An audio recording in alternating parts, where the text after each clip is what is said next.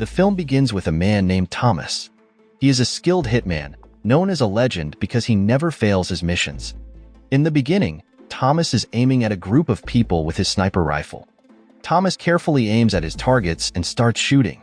One by one, he hits them perfectly. At that time, he quickly finishes off most of the group. However, just as he is about to leave, he notices that one person is still alive and hiding in the grass. This person shoots at Thomas and hits his leg. Even though he is injured, Thomas manages to shoot back and eliminate the last person. After getting rid of the group, Thomas goes to a warehouse to treat his leg. After 2 hours, his leg feels better. He heads back home, which is close to the warehouse. At home, turns out, Thomas has a paralyzed wife and a daughter named Marina. One day, Thomas wanted to take his family on a trip.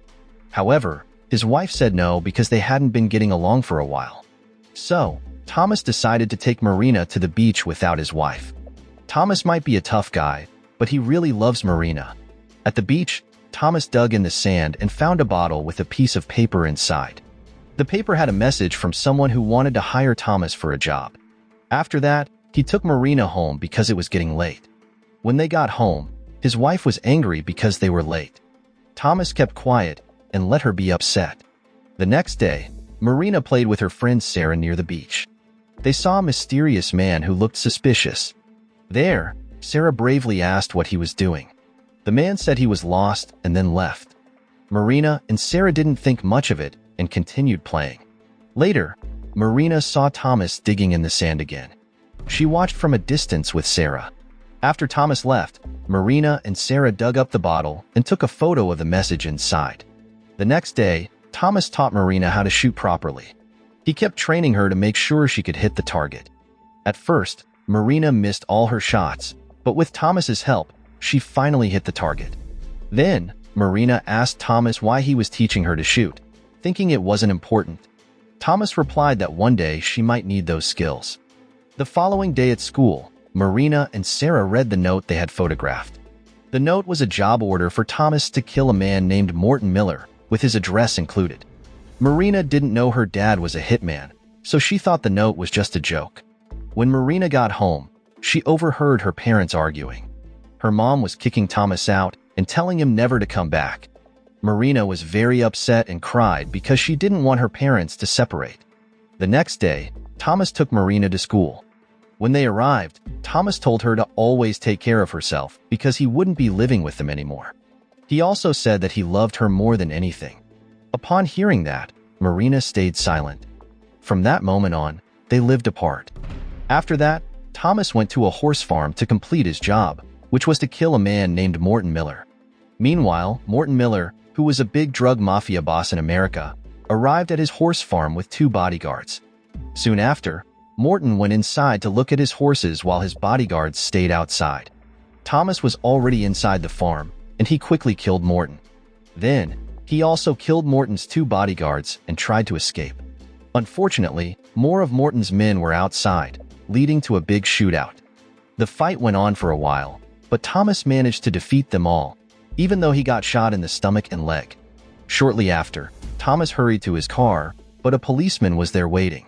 The policeman asked why Thomas's car didn't have a license plate and was parked poorly. Thomas lied, saying his plate was stolen and he had just chased the thieves but failed. Luckily, the policeman believed him and left. After the policeman left, Thomas felt very weak from his gunshot wounds. He tried his best to survive and started his car.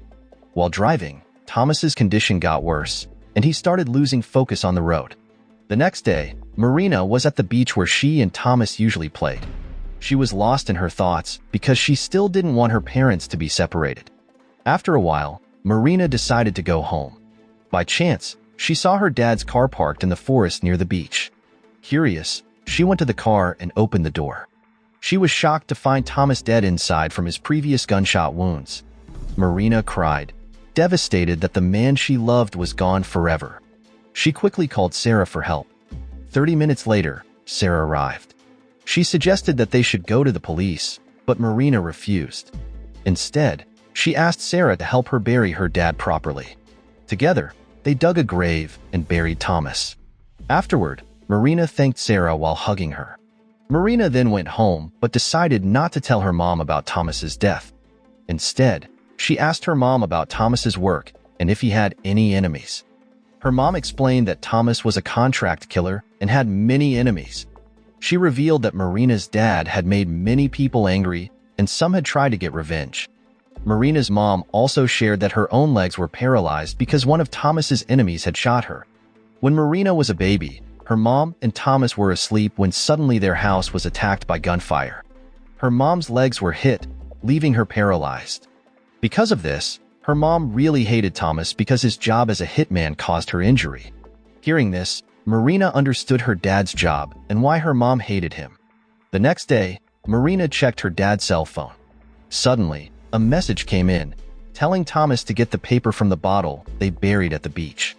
Without wasting time, Marina went to the beach to find the paper. She dug in the usual spot and found the bottle. Unfortunately, the note inside was written in Russian, so she couldn't understand it. She also found a box of money, which was payment for Thomas. After leaving the beach, Marina asked Sarah to go with her to Thomas's warehouse nearby. In the warehouse, they were surprised to find lots of weapons that Marina never knew about. Marina showed Sarah the note and asked her to translate it since Sarah was of Russian descent. Sarah easily translated it. The note said Thomas was supposed to kill a man named Oleg with a detailed address. The next day, Marina rode her bike to Oleg's office. When she got there, she pretended to be Oleg's niece and was shown to his room.